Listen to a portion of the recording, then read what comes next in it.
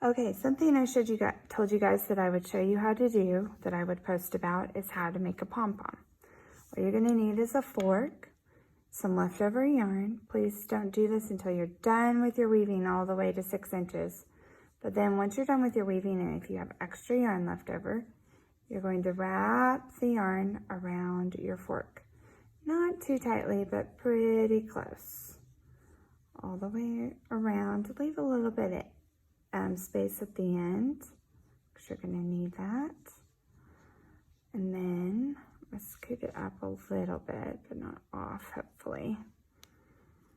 There we go.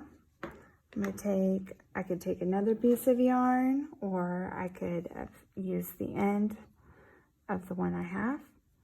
I'm going to thread my yarn into my needle using my hot dog bun, or if you don't have a hot dog bun, I like to just kind of bend it over and put it through, but I would put my hot dog bun through here and just pull it through a little bit. I don't need to tie a knot. Then I'm gonna stick my needle through the inside part of the fork. I'm gonna pull one end out. Okay, so now I have one end on one side of the fork and the other end on the other side of the fork. And I'm going to tie a knot very tight. Don't break your yarn, but pretty tight. You see how it's lined up.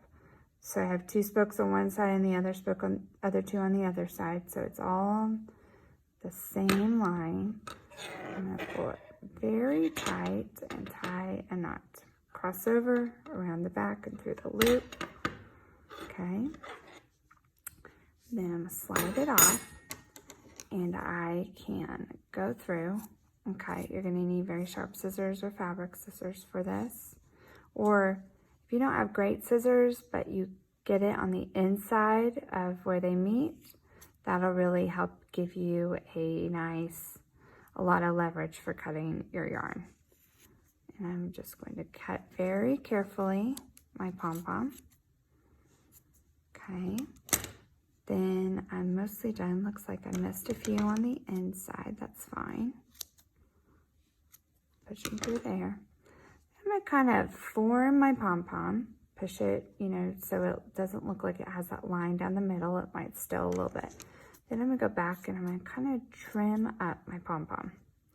Now I can leave that middle thread because I'm gonna use that to attach my pom-pom to something. All right, and I have my little pom-pom. Kind of still form it, but make it like a ball, and if there are any lines, any long pieces, I'll go back and trim them up till it's pretty tight looking and clean and round, like that. And then I can go back and I can tie it to my weaving.